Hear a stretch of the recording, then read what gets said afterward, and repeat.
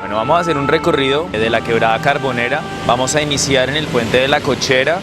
La idea es que terminemos el recorrido a la altura del teatro, pues porque ya más arriba del teatro la quebrada ha sido como canalizada por tubería y vamos a lograr evidenciar algunos de los elementos contaminantes de la quebrada Carbonera. En la mesa, una de las fuentes hídricas, digámoslo, no más importantes, pero sí como más conocida, es la Carbonera, que es la fuente hídrica que vamos a mirar ahorita. Resulta que está muy contaminada y vamos a ver por qué está tan contaminada. Entonces vamos a tratar de estudiar algunos elementos contaminantes que están teniendo los seres humanos sobre la quebrada. Vamos a hacer todo el recorrido. La quebrada corta el municipio en dos. Todo el mundo la conoce, pero yo me atrevo a decir que nadie la cuida. Entonces vamos a ir de aquí para arriba y vamos a ir contando algunos tips sobre la importancia del agua. De aquí hasta más o menos el centro podemos hacer el recorrido. Yo sé que es pesadito, pero pues vamos a hacer el recorrido de aquí. Nos vamos a meter por acá, vamos a buscar la subida. La subida es más difícil que la bajada, pero por la situación que tenemos, vamos a ir para arriba. Vamos a tomar las muestras y las vamos a etiquetar. Y en el laboratorio hacemos, en el colegio hacemos toda la parte del laboratorio. Entonces vamos a meternos por allí, bajamos, tomamos muestras y empezamos a ir mirando cómo está contaminándose el río.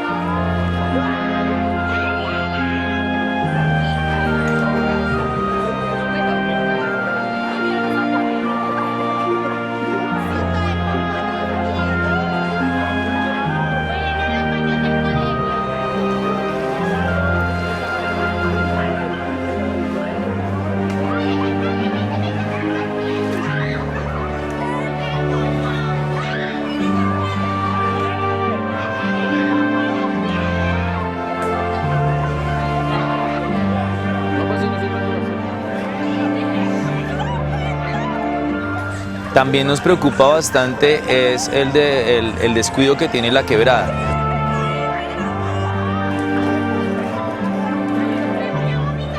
Hay varios elementos importantes que hay que resaltar. Primero, las heces fecales, las aguas residuales y todo el material, la basura que sale de una casa, de muchísimas de las casas que están en la ladera de la quebrada, están siendo depositadas en la quebrada.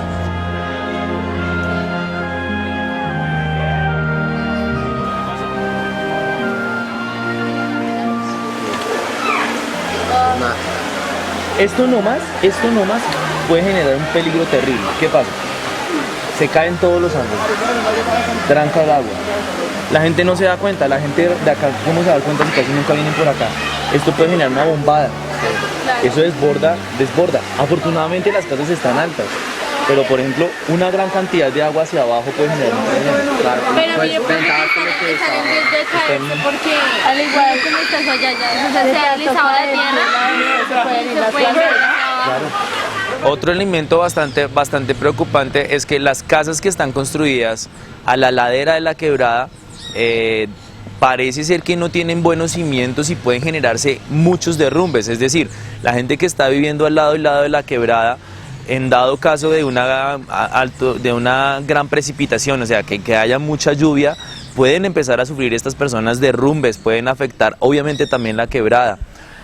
Hay unas salidas de tubos que son de las aguas lluvias, pues que también son importantes de analizar. ¿En qué medida podemos empezar a canalizar estas aguas, no justamente por la quebrada?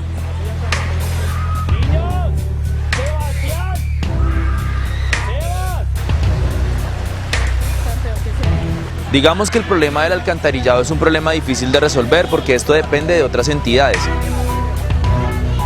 pero el hecho de que yo bote la basura semanal que sale de mi casa, y la esté depositando en la quebrada, en vez de sacarla a que la recoja el camión, nos parece a todos los que hemos hecho este recorrido un acto muy preocupante y un acto de indiferencia de la gente que hay que corregir.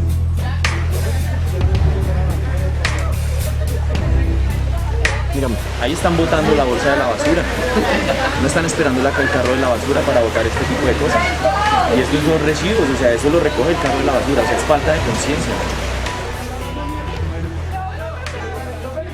Ya a esta altura del recorrido podemos evidenciar altos niveles de contaminación en la quebrada, pero hay algo que nos preocupa bastante, que es la, llamémoslo, irresponsabilidad y la indiferencia de la comunidad en general. No hablemos solo de los habitantes, sino de la comunidad en general frente a este gran problema. Podemos evidenciar que realmente la quebrada está oculta. Difícilmente alguien sabe que la quebrada pasa por la mitad del municipio de La Mesa, porque está tapada completamente por los edificios. Creo que cuando se crece esto y el olor debe ser mal para vivir acá. ¿Por debajo?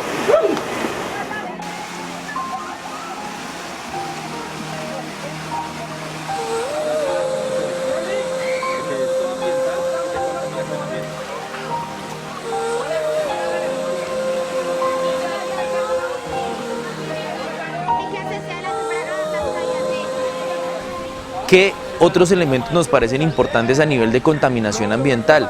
Los efectos de las heces fecales sobre el agua, los efectos de los desechos orgánicos y los efectos de otros elementos que contaminan el agua.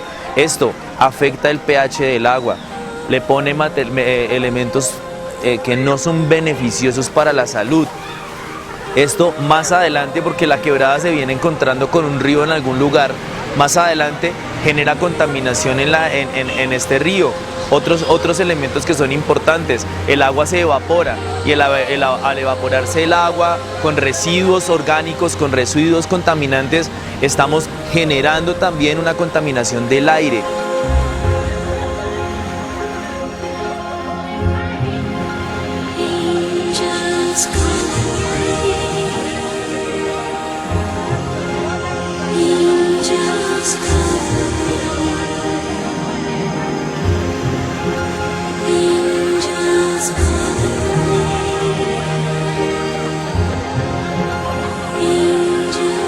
Otros elementos importantes, no se ha limpiado, es decir, no se han cortado las plantas, no se ha hecho una rozada importante de los árboles y de las plantas, lo cual puede generar una especie de bombada, una inundación. Obviamente sabemos que difícilmente la quebrada se va a crecer, pero en dado caso que se tape en la salida del agua, puede generar algún problema de inundaciones grave.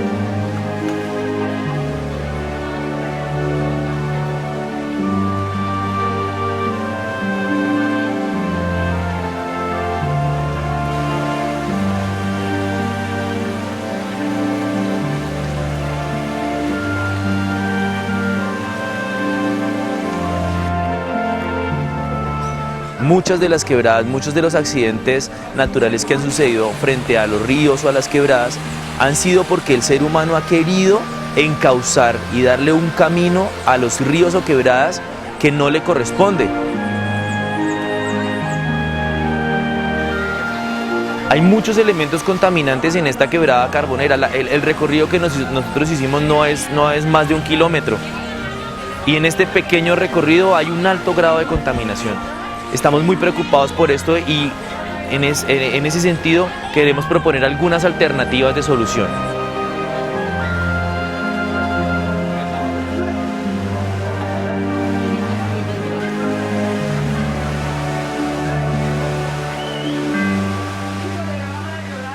Parece ser que la quebrada carbonera no es importante para el municipio de La Mesa. Entonces, como no la vemos, como posiblemente no la olemos y no nos afecta tanto, pues simplemente la olvidamos. Y es posiblemente, lo veo yo, espero de pronto equivocarme, es algo que no nos está funcionando, no nos sirve, escondámoslo, entre comillas.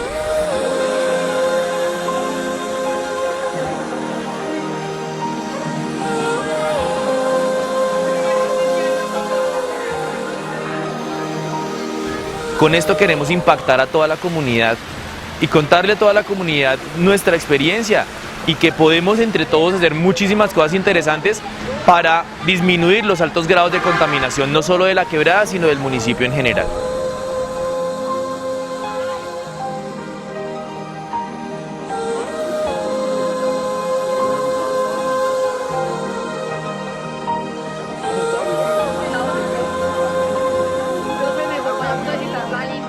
Yo quiero empezar esto con una reflexión importante.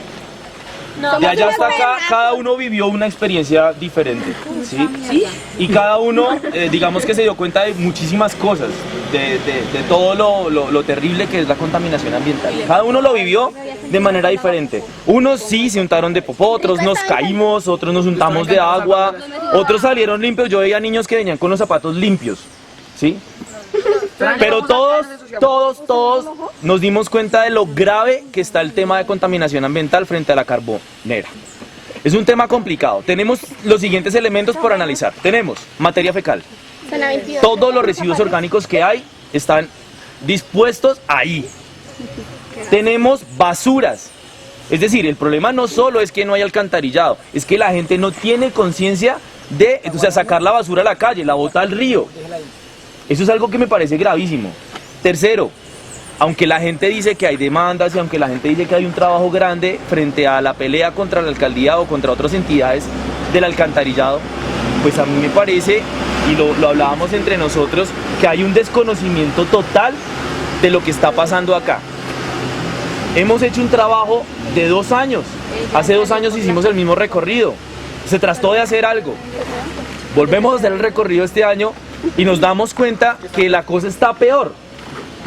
2014 y hay un tema de contaminación ambiental gravísimo.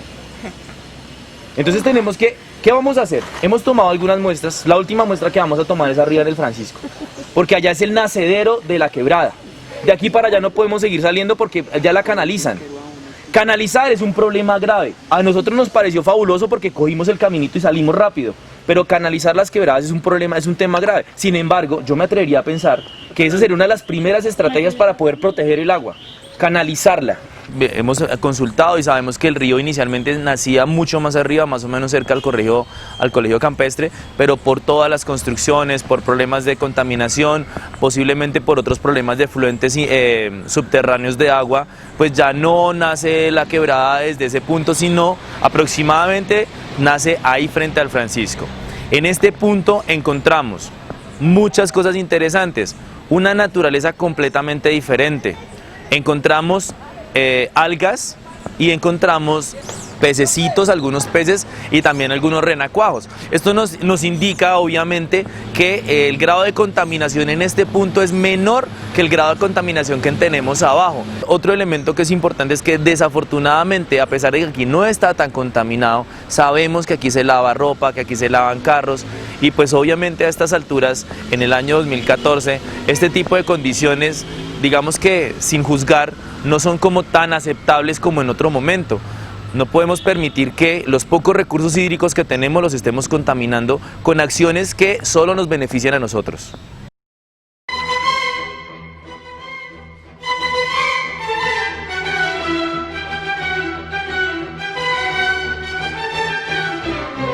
Tenemos las 3 muestras que tomamos en la quebrada carbonera. ¿Qué vamos a hacer? Vamos a analizar las 3 muestras, le vamos a determinar cloro, bromo, pH, alcalinidad, si alcanzamos a hacer conductividad eléctrica y lo vamos a comparar con una muestra de agua potable, agua que sale de la llave.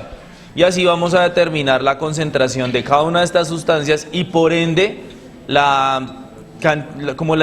grado de contaminación que tiene el agua de la carbonera.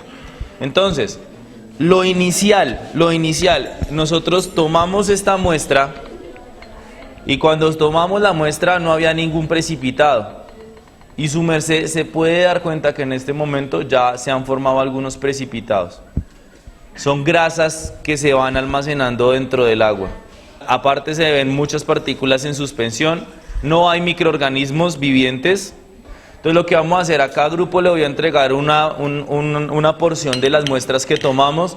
Cada uno va a tener una muestra patrón y grupo por grupo voy pasando y voy agregándole gotas y vamos a ir mirando cómo se determina la concentración de las diferentes sustancias que son contaminantes.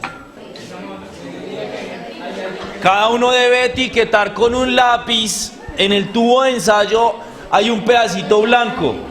Con lápiz o con esfero etiquete. Primera muestra, segunda muestra y tercera muestra.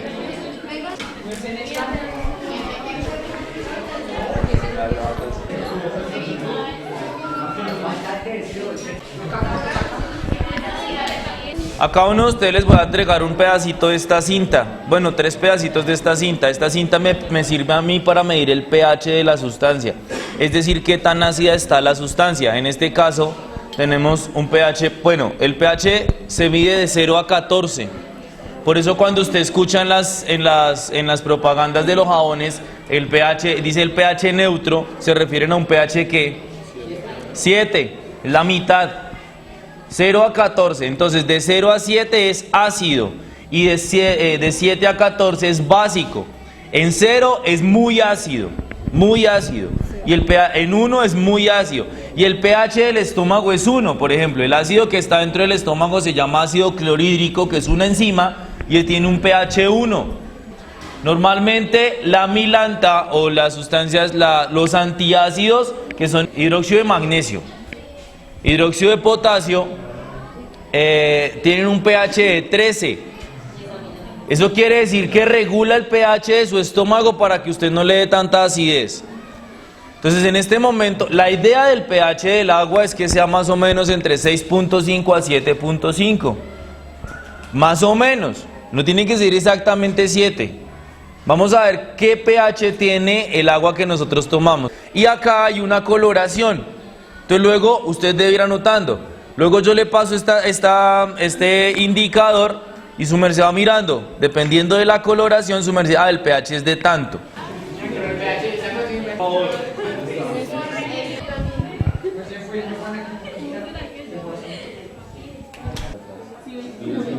Profe, ¿nos pueden decir los colores del pH?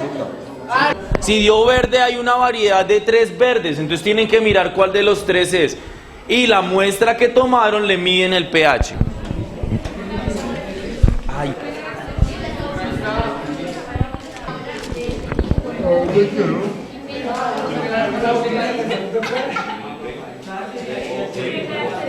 El agua potable, ¿qué pH dio? 5. Ese es nuestro marco de referencia.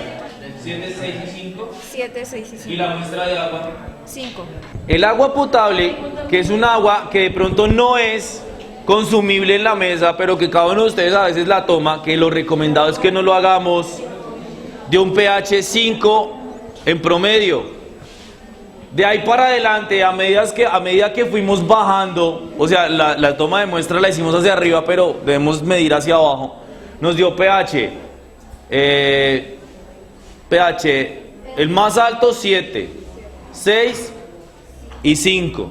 Es decir, la primera muestra que tomamos en cuanto al pH no está tan complicada. La primera muestra que tomamos la tomamos a la altura del teatro aproximadamente. El grado de contaminación no estaba tan grande. Eso era algo importante que también teníamos. De ahí para adelante nos dimos cuenta que empezó a disminuir. ¿Qué pasa con la medida del pH de esta manera? Como no es tan precisa, puede variar. No es tan exacto. Entonces esto nos puede dar algunas concentraciones altas o bajas.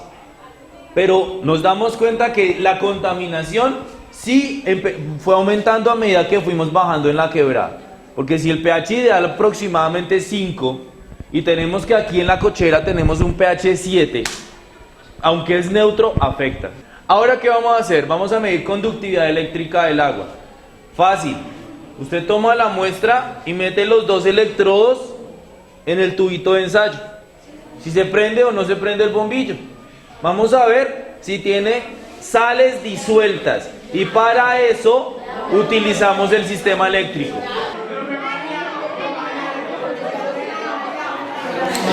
Sí. No conduce la electricidad. Primer tubo de ensayo. Miren a ver si lo logran meter sin juntarlo. Ahí está perfecto. No los estás juntando. No.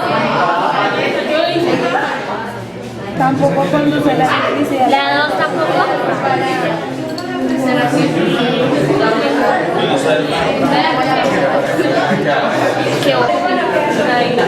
Y los... Falta el tercero. Ahorita no prende tampoco. ¿Listo?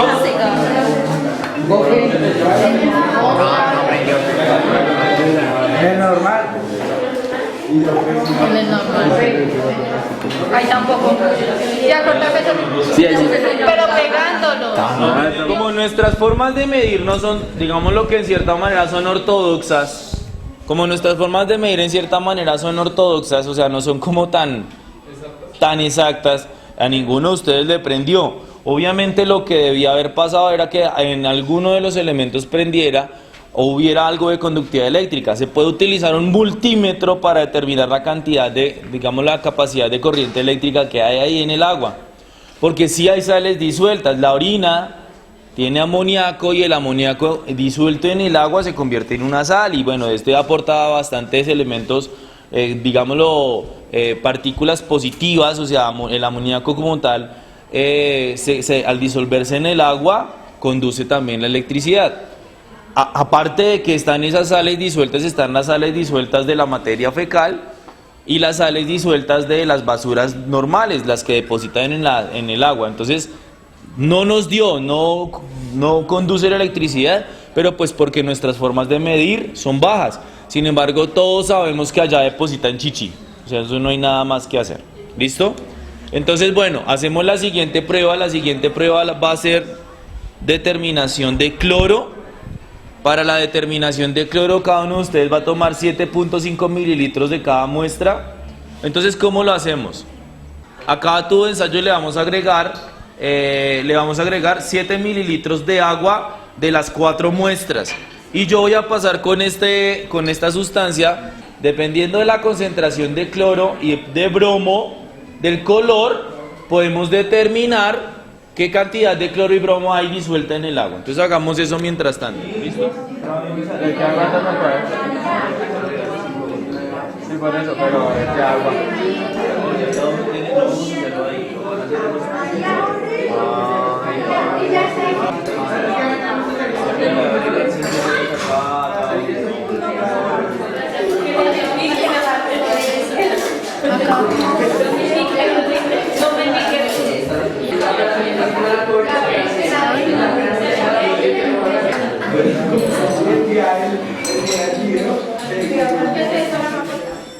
Las heces fecales reaccionan con el dióxido de carbono que hay dentro del agua y lo sacan del agua. Quiere decir que dentro del agua, el dióxido y el oxígeno, una reacción en equilibrio, dentro del agua no hay un ambiente propicio para vivir. Y 2 ejemplos claros evidenciamos de aquí para arriba. El primero, en ningún lugar, con excepción de arriba en el Francisco, había renacuajos. Nos encontramos una tortuga y obviamente la tortuga si nació en ese ambiente o creció en ese ambiente o estaba de pasada por ahí se adaptó y ya. Pero afuera del agua, una cosa es afuera y otra cosa es dentro. Solo encontramos organismos vivientes, organismos grandes a gran escala, como renacuajitos y algunos peces al frente del Francisco. No de ahí para abajo. Eso es un indicador de que el agua de la cochera, de la carbonera, perdón, está bastante contaminada. Entonces de ahí para abajo, las deposiciones de heces fecales en especial acaban con el oxígeno, el equilibrio, rompen el equilibrio oxígeno-dióxido de carbono en el agua y los van sacando y no genera ambientes donde se puedan vivir. Hay una medida ideal, para cloro es de 0,6 a 1,5 y para bromo es de 1,3 a 3,4. Si el color está muy por encima o muy por debajo, no es una medida ideal ni apta para las condiciones de nuestra piel, en este caso. Vamos a mirar a ver en qué rango estamos. Me atrevo a decir que estamos por debajo de las medidas ideales.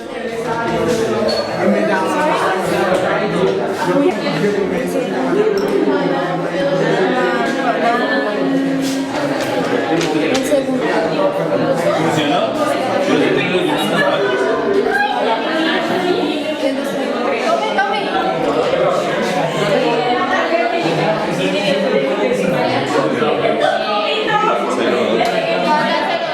Vamos a verificar los resultados de las pruebas. Entonces, pues cada uno la hizo, pero vamos a escuchar a Jamie a ver qué fue lo que le dio a ella. En el agua potable dio 0.6 y en la primera muestra, la segunda muestra y la tercera muestra dieron por debajo de 0.6, lo cual quiere decir que la situación del cloro está bastante preocupante. Los indicadores, digamos que en química se utilizan mucho los indicadores para determinar cambios de colores y así comparar con las sustancias. Vamos a hacer en este momento una prueba de alcalinidad. ¿Cómo va a ser la prueba de alcalinidad? Tenemos una muestra, le agregamos un indicador y vemos el color, no cambia. Luego vamos a empezar a agregar gota, agitamos, gota, agitamos, gota, agitamos hasta que cambia a color verde. ¿Qué mide la alcalinidad? Sales disueltas. Es decir, hicimos conductividad eléctrica y no dio, pero vamos a verificar con la alcalinidad qué tipo es, o bueno, qué tipo no, cuál es la concentración de sales disueltas en la quebrada.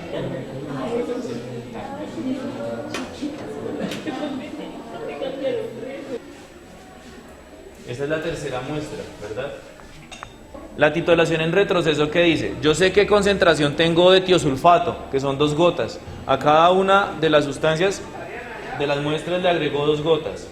Debe ser exacto. 1, 2.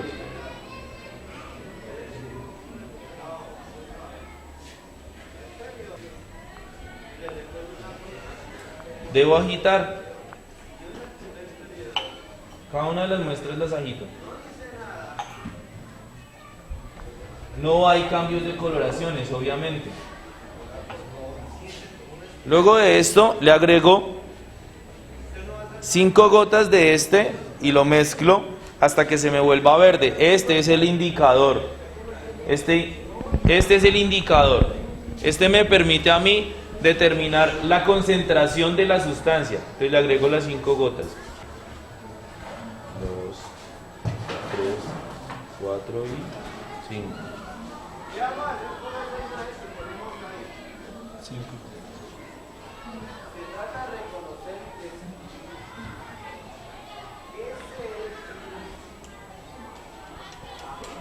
Nos dio verde, estamos verificando.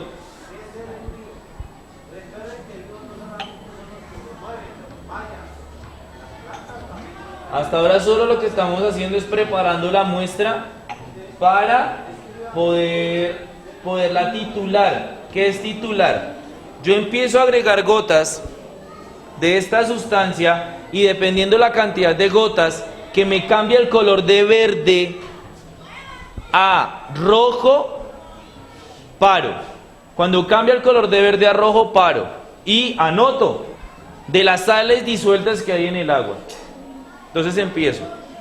Gota a gota debo hacerlo. Entonces agrego la primera gota y yo mezclo. Usted se alcanzaría a dar cuenta que yo agregué la primera gota, se vio rojo, pero volvió a verde. Eso quiere decir que la amortiguó, cambió. Ahí está la sal disuelta, pero se devolvió, no alcanzó la concentración de lo que estoy agregando acá. Entonces, por eso debe hacerse gota a gota. Y agito. Intento cambiar. ¿Cuántas llevo? 2.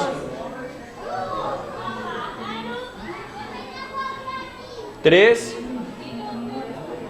Agreguémosle una gota más por confirmar.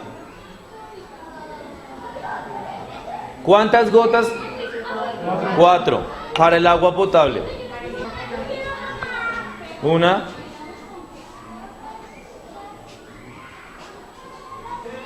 2, 3, 4, 5, 6, 7. ¿Están iguales? No, le falta uno.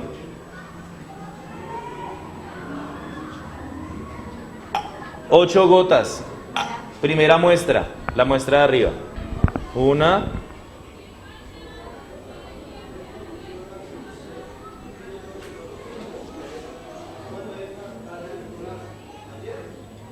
3,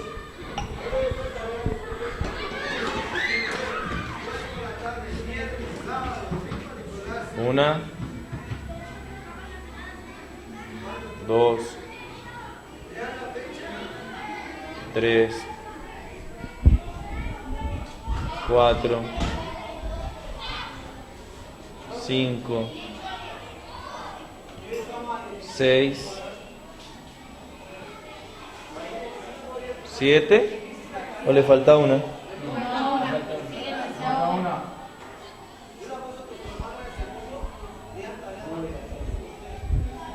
8. 4, 8, 4, no, 4, 8, 3 y 8.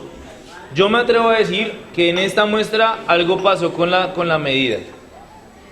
Quiere decir que al multiplicarlo por 10, 4 por 10, 40 partes por millón, 80 partes por millón, 30 partes por millón y otra vez 80 partes por millón. La alcalinidad nos permite determinar las sales disueltas, que es el carbonato, los carbonatos que hay, carbonato de sodio, carbonato de potasio, carbonato de calcio especialmente. El ideal para un agua de piscina se está hablando que es por debajo de las 80 partes por millón. No, el ideal me atrevo a decir que son las 40 partes por millón, que es el agua que nosotros tenemos acá como agua potable.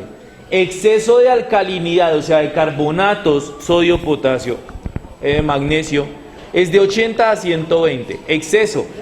Y aunque en esta muestra nos dio 30, en estas dos muestras, que son la primera y la última muestra, hay exceso de alcalinidad. Ojo con esa parte. Vamos a terminar con otra prueba similar a esta, con otra titulación que va a ser la dureza. Mide la cantidad de carbonato de calcio y magnesio que hay dentro del agua. Esta tiene un balance, tiene un equilibrio entre el pH y la alcalinidad del agua.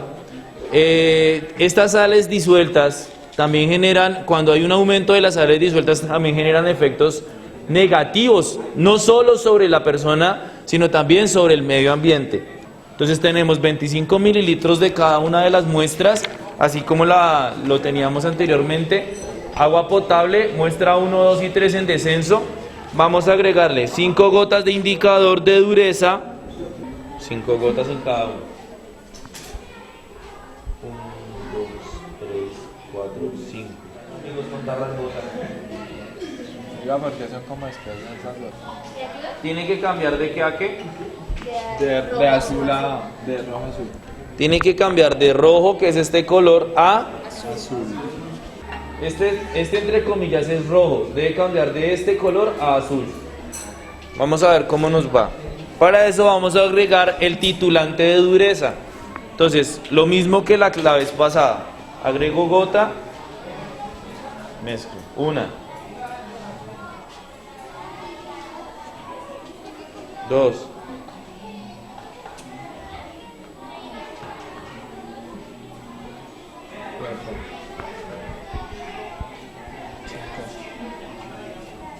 ¿Ya está azul? Sí. Azul, completamente. 5 gotas para el agua potable. Vamos a ver la primera muestra. 1, 2,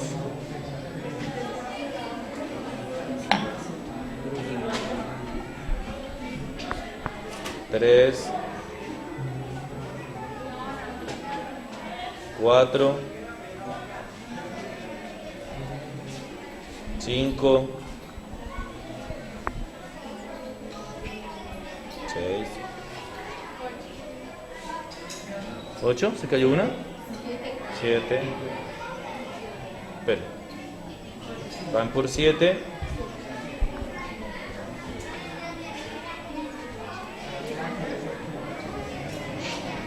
¿Qué es adivina o qué? 8 gotas. Segunda, tercera muestra. Una. Está fijo, nos va a cambiar rápido. 2. ¿Cayó una más? No, 2. 2. Hubo algo con esa muestra. Una. 2. 3. 4. 5.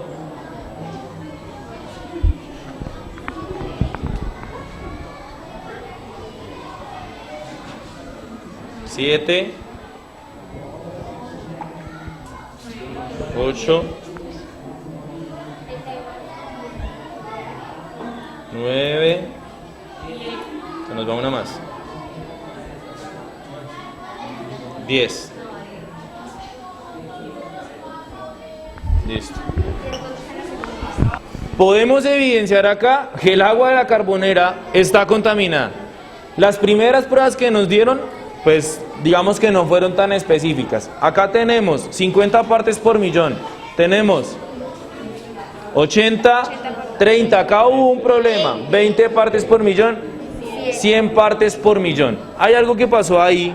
En la segunda muestra me parece que, o sea, no es lógico que el agua se purifique de una toma a la otra, porque acá estábamos arriba, más o menos estamos como al frente de por el lado del discolmer, y aquí en la cochera, teatro, discolmer, cochera. No es lógico que el agua se filtre de acá a acá, se limpie y luego vuelva y se ensucie y quede similar a la primera. No tiene mucho sentido. Pero ya podemos evidenciar que hay alcalinidad, afecta, dureza afecta, metales pesados. Hay dos cosas que son importantes para terminar. Gabriela hizo una apuesta, le dijo, profe, yo mezclé los tres aguas. ¿Y qué pasó, Gabriela? Yo mezclé las 3 muestras y con la cinta y dio un pH de 1 a 2. ¿Eso quiere decir que es ácido o básico? Ácido. Ácido. Y está demasiado ácido, me parece a mí. Sí. El pH del estómago es 1. ¿Qué pasa aquí? Obviamente al mezclar las 3 muestras aumentamos la concentración un poco, digamos es como lógico. Pero lo hicimos 2 veces, yo lo hice con ella de nuevo porque me parecía algo como raro y dio un pH de 1 a 2, es decir, es bastante concentrada la concentración de protones que hay. Hay pruebas que se llaman las pruebas organolépticas, que son en las que utilizamos los sentidos. Pues no podemos probar el agua ni la podemos oler, aunque la olimos. ¿Y qué pasaba? ¿El olor era rico? Era fuerte. Pero al ver el agua podemos evidenciar que está contaminada. 1. 2. Yo me atrevo a decir que si nosotros hacemos estas pruebas en un momento en el que no hay lluvia, o sea, no ha llovido bastante y hay bastante calor, la temperatura del medio ambiente también contribuye en los efectos contaminantes porque se producen más gases contaminantes, los valores van a ser mayores. Porque cuando llueve, en cierta manera se va limpiando el agua. Digamos que como que podemos concluir realmente que está contaminada. O sea, ya pruebas químicas las hay, pruebas organolépticas las hay, evidencia física la hay. Creo que más evidente para donde no lo hay. El agua de la Carbonera está contaminada y la estamos contaminando nosotros.